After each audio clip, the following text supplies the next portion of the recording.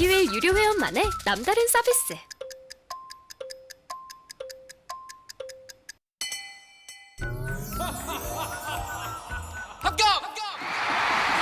합격하고 돈도 받는 혜택. 오직 에듀윌 유료 회원에게만. 에듀윌. 무료 합격! 자, 여러분 이제 마지막 시간입니다. 자, 우리 이제 스포츠 엔터로 좀 넘어와 보도록 할까요? 아기상어 있죠? 네. 뚜뚜뚜루루 이거 아시잖아요. 다 모르는 사람이 없죠. 이 아기상어가 이제 표절이 아니다라고 해서 저작권 소송에서 승소를 했다고 합니다.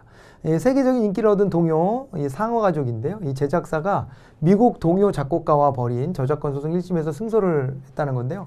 서울중앙지법은 7월 23일 미국 동요 작곡가 조니 온니가 상어 가족을 만든 국내 기업 스마트 스터디를 상대로 낸 손해배상 청구 소송에서 원고 패소 판결을 내렸습니다. 그래서 이거는 표절이 아니다 이렇게 이제 된 거죠. 자, 이 상어가족은 스마트 스터디라는 기업이 2015년 유아교육 콘텐츠 핑크퐁을 통해서 선보인 동요다 이렇게 되어 있습니다. 이거 노래 끝날 때마다 핑크퐁 뭐 이러잖아요. 네, 그렇게 해서 나오던데 이 상어가족이라고 하는 게 처음에 들을 때는요, 이게 뭐야 계속 반복적으로 그랬는데 이게 일종의 뭐라 그럴까 반복적 후렴구 혹은 뭐라 그래요 뭐라 그럽니까? 이 음악이 반복되는 거 있잖아요. 예. 그래서 그거를 이제, 후크라 그러든가, 뭐 그런 표현 있잖아요. 이제 제가 이제 용어가 좀 가물가물한데, 그런 게 이제 돼가지고요. 이제 요게, 상어가족이 이 귀에 딱 들어오는 거죠. 이 중독성이 있는 거예요. 중독성이 있어가지고, 이래가지고 이제 어떻게 됩니까? 뚜루루 뚜루 뭐 요게 이제 반복되니까요. 앞에도 되게 단순해요. 그래가지고 인기를 되게 끈 거예요. 아이들한테는 이런 게 반복적이면서도 쉽게 따라갈 수 있고 이런 것들이 굉장히 좀 잘 먹히잖아요.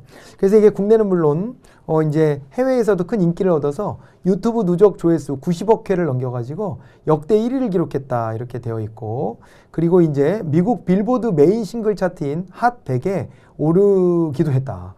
이거 대단하죠. 그죠? 대단한데, 이렇게 되자 이걸 가지고서요, 조니 오니라는 분이 상어가족이 자신의 구전 동요를 리메이크한 베이비 샤크를 표절했다고 주장을 했다. 이렇게 되어 있습니다.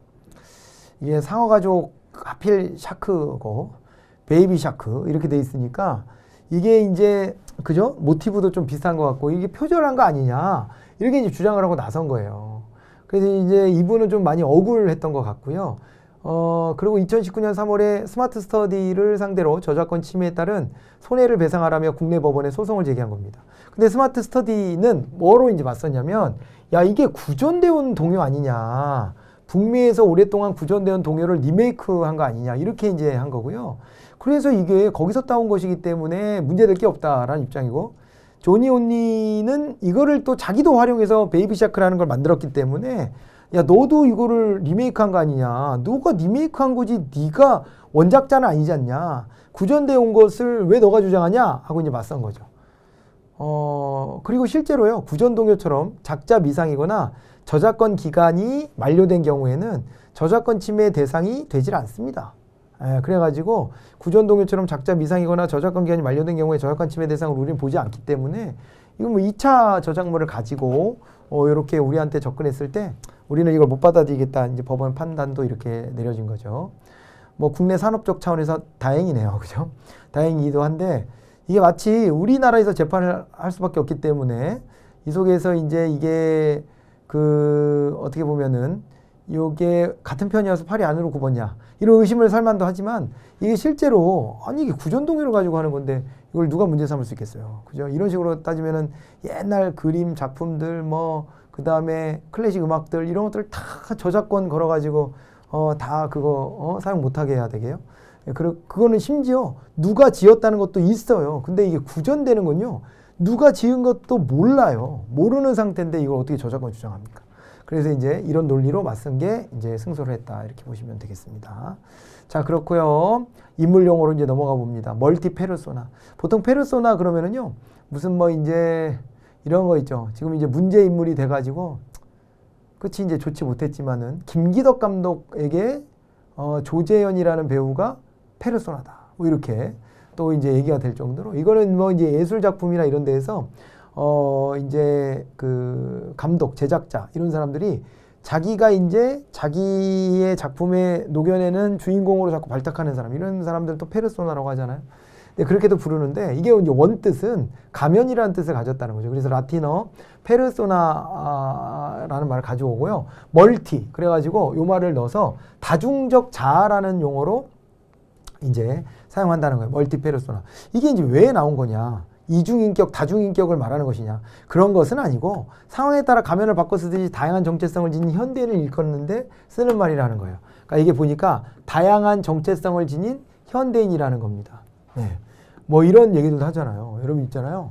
그 키보드 워리어들 있잖아요. 그 키보드 앞에 매달려 가지고 거기에서 막 남한테 막 이렇게 댓글 달면서 욕하고 이런 사람도 있잖아요. 실제로 네이버에서 통계를 내보니까 댓글을 다는 사람은 네이버 이용자의 3% 정도밖에 안 된다는 거예요. 97%에 해당되는 사람은 댓글 안 씁니다. 저도 네이버 같은 데 댓글 써본 적이 없어요. 써본 적이 없는데 굳이 그걸 들어가서 댓글을 쓸까? 뭐 댓글을 근데 써놓은 걸 읽기는 해요. 왜냐면 기상천외한 댓글들도 있기 때문에 그런 거에 또 이제 재기발랄한 사람도 있습니다. 그렇기도 하고 여론이 어떻게 들어가나 이렇게 보기도 하는데 여론의 양방을 읽기는 좀 어려운 것 같아요. 이게 너무 극단적인 사람들이 많이 놀아요. 그 안에서. 어느 쪽이든 이 양쪽의 극단이 모여가지고 막 서로 싸우고 그러니까 이거를 이제 여론을 읽어낼 때도 꼭 좋지는 않고 다만 이런 건 있죠. 나랑 비슷한 생각을 막 올린 사람이 있으면 위안이 되는 건 있죠. 아, 그래, 맞아. 이렇게 생각하는 게 맞지? 이러면서 서로 위안 삼는 거? 그런 정도죠, 뭐. 댓글 잘 안 답니다. 근데 특히 나쁘게 댓글 다는 사람도 있어요. 남을 비난하고, 막 깎아내리고, 이런 댓글 다는 사람들이 있는데, 그런 댓글 다는 사람들을 잡아놓고 보면은요, 굉장히 평범한 사람들이라는 거잖아요. 사회생활도 아주 잘하고, 그런 사람들인데, 거기 앉아갖고 스트레스를 거기다 풀고 있는 거야. 예, 그러고 있는 겁니다. 퇴근 후의 정체성이 다르다. 이런 얘기들도 하고요. 좀 안 좋은 사례로 예를 들었지만 어쨌건 그렇고 일상에서 SNS를 할 때 정체성이 또 다르고 이렇다는 겁니다.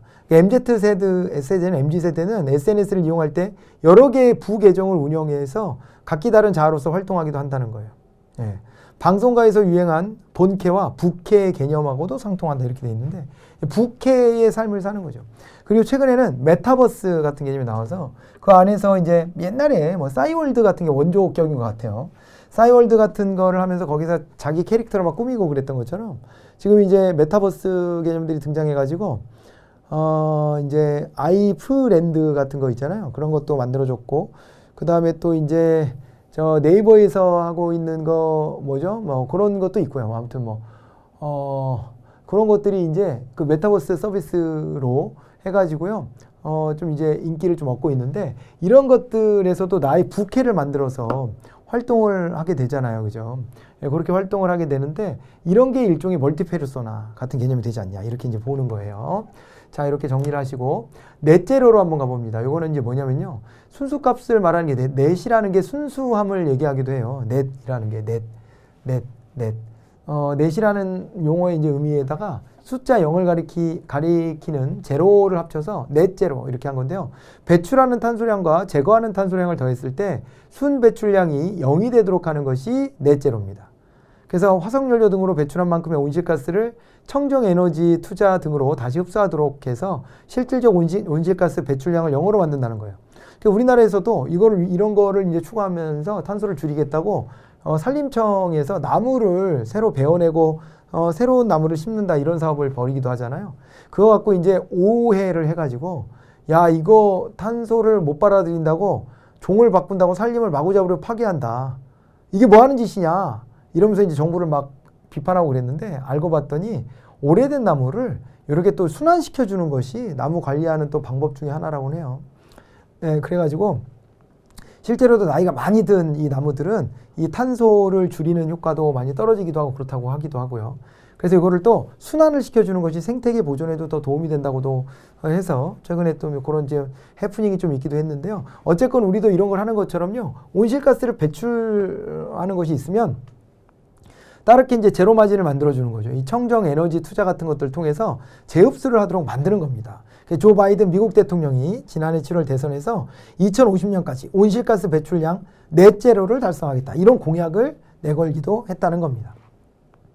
그래서 넷제로라는 용어를 이렇게 또 체크해 놓으시면 되겠고요. 넘어가 볼까요?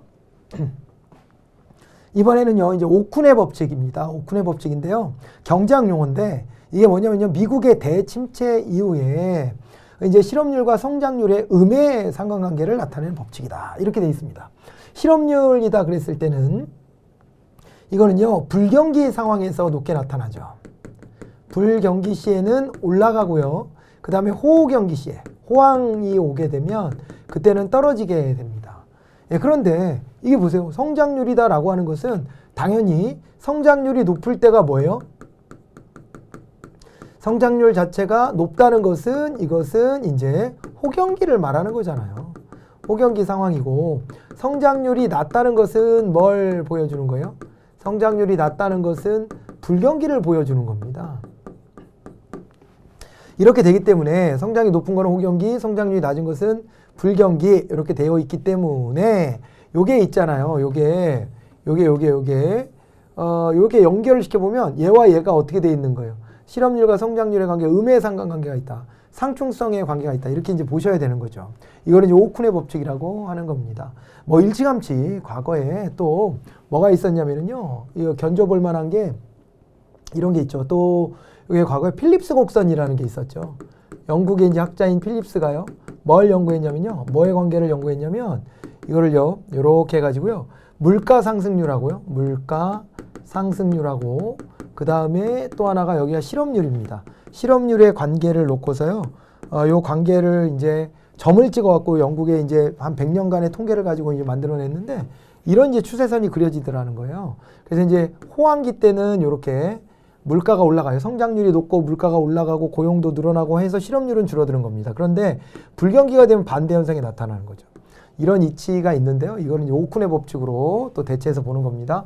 경기 회복기에는 고용의 증가 속도보다 이제 조금 더 이제 요게 또 가미가 된 내용들이 있는데 경기 회복기에는 고용의 증가 속도보다 국민 총생산의 증가 속도가 더 큰데 그런데 불황일 때는 고용의 감소 속도보다 GDP 감소 속도가 더 크다는 거예요. 그렇기 때문에 부담이 굉장히 되는 거죠. 국민 총생산이 늘어난 만큼 고용이 빠르게 쫓아오지는 못하고 불황이 되면은 또 고용은 그대로 있고 고용이 좀 이제 좀 둔한 거죠. 이게 증감이. 그래갖고요. GDP 감소가 더 빨라가지고 경기에 타격을 주는 겁니다. 그런 상황을 얘기한 건데 1960년대 미국의 존슨 대통령 당시에 이제 케네디 다음에 존슨이라고 있었습니다. 경제자문위원회 의장을 지낸 경제학자 아서 오쿤에 의해서 확인된 것이고요. GDP 성장률이 대략 2%포인트 떨어질 때마다 실업률은 1%포인트가 상승을 하게 됐다는 거예요. 그러니까 고용의 감소가 어떻게 되는 거예요? 그러니까 고용의 감소 속도보다 GDP 감소 속도가 더 크다는 거잖아요. 그래서 GDP 성장률 2%포인트 낮아졌을 때 실업률이 1%포인트 상승하고 그러니까 고용의 감소가 빨리 안 일어나니까 실업률은 2%포인트까지 못 쫓아간 거죠. 그리고 성장률이 2%가량 높게 나타날 때 실업률은 1% 줄어든다는 이게 경제학 개념을 만들어냈다 이렇게 보시면 되겠습니다. 그죠? 성장률이 2%가량 높게 나타나면 실업률은 1% 줄어든다 이랬는데 여기도 정확하게는 포인트가 들어가야 될 것 같은데요. 그죠? 예, 이렇게 해서 퍼센트 포인트 개념으로 해서 정리하시면 됩니다. 오쿤의 법칙이고요. 테이퍼링 트레이드, 요즘에 테이퍼링이 오는 거 아니냐. 뭐 주식이 조금 안 좋으니까 그런 얘기들이 많이 들리던데 주식과 원자재를 팔고 장기 국채를 사는 형태의 거래를 테이퍼링 트레이드라고 합니다. 테이퍼링이 온 게 아니냐 이런 얘기들이 자꾸 나오는 게 뉴스에서 나오는 게요. 경기와 물가가 상승할 것으로 전망해서 장기 채권을 매도하고 주식을 매수하는 리플레이션 트레이드와 반대되는 개념으로 테이퍼링 트레이드라는 말을 쓰는 겁니다. 예, 그래갖고 이제 주식을 막 사들이는 거랑 반대로 주식을 파는 겁니다. 국채를 사는 걸 테이퍼링이라고 부른다 이렇게 보시면 됩니다. 글로벌 투자자들이 미국의 경기 둔화 가능성과 장기간의 높은 인플레이션 전망치를 모두 고려하면서 촉발된 거래로 해석을 하고 있다 이렇게 보시면 됩니다. 그래서 장기적으로 불황이 될 것 같으면은 주식이 좀 침체가 될 거니까 그때는 국채, 장기 국채면은 그래도 금리가 좀 있다라고 보고 장기 국채를 사서 이걸 가지고 있는 거죠. 이렇게 되는 걸 테이퍼링 트레이드라고 이야기를 하는 겁니다. 이퓨얼이 있는데요. 전기 기반 연료의 약자입니다. 이퓨얼. 글로벌 완성차 업체가 주목한 신종 연료로서 무색무취에 가까운 액체인데 화학적 구성이 석유와 같아서 가솔린, 디젤차는 물론 제트 엔진 연료로도 바로 쓸 수 있다 이렇게 되어 있어요. 이퓨얼은 물을 전기 분해해서 얻은 수소를 이산화탄소나 질소 등과 결합해서 만들어내기 때문에 요게 이제 어떻게 되면은요. 요게 결국에는 온실가스 저감 효과 매우 우수하대요. 수소를 얻어내는 방법은 태양광이나 풍수력과 같은 재생에너지를 이용해서 얻고요. 이산화탄소와 질소는 대기 중에서 포집해서 쓰기 때문에 온실가스 저감 효과가 있다. 이렇게 봐두시면 되겠고요. 믹스버스라는 말이 있습니다. 가상의 세계관과 유니버스라는 말하고요. 그 다음에 현실을 섞는다. 믹스라는 말이 결합돼서 믹스벅스라는 말을 쓰는데 메타버스도 이제 이런 개념입니다. 메타버스가 이 버스가 진짜 타고 다니는 버스가 아니고 유니버스의 줄임말인 거 알고 계시죠? 네, 그래서 현실 세계 같은 사회, 경제, 문화 활동이 이루어지는 3차원 가상 세계를 우리가 요즘 메타버스라고 그래서 앞으로는 메타버스 시대가 올 거다 뭐 이렇게 얘기를 하는 거죠. 이렇게 되면 저도 이렇게 얼굴 보여주고 강의하지 않고 제 캐릭터로 이제 막 강의하고 여러분들이 그러면 어디 공간으로 막 들어오겠죠. 들어오면은 거기에서 이런 거 말고 이제 막 여기 멋진 이렇게 큰 제가 봤어요. 그런 거 이미 만들어 놨더라고요. 큰 전광판 같은 데다가 사람들 여기 앉게 하고 자기 앉고 싶은데 앉게 하고 그리고 저기서 막 이제 뭐 PDF 같은 거 띄워놓고 막 강의하는 거지. 예, 그러면 그걸 막 듣고 음성은 이제 제 음성도 나오고 이렇게 하게끔 지금도 설계가 되어 있습니다. 이 메타버스 같은 것들이 나의 캐릭터, 부캐를 가지고 여기서 활동하니까 좀 게임하는 느낌도 나고 그래서 참여도도 좀 올라갈 수 있는 거죠. 나를 가려놓고 할 수도 있는 것이기 때문에 그런 점에서 장점이 좀 있을 거라고 보여집니다. 자, 그렇게 되고 그 다음에 최근 유통업계에서는 새로운 경험을 중시하는 MZ세대를 사로잡기 위해서 가상의 세계관을 현실에서 경험할 수 있게 하는 믹스버스 마케팅에 주력하고 있다. 그래서 이것도 용어를 기억해 놓으시면 좋겠습니다. 자, 여기까지 이번 호에서 준비한 내용은 모두 마무리를 했습니다. 네, 경청해 주셔서 너무 또 감사하고요. 그 다음에 이제 또 9월 달에 벌어지는 일들 가지고 10월 달 호로 만나 뵐 텐데, 근데 또 우리 한가위 명절이 또 끼어 있습니다. 이 명절도 잘 보내시고, 그러고 건강하게 잘 지내시고, 다시 우리 만나 뵙도록 하죠. 고생 많으셨습니다. 안녕히 계십시오.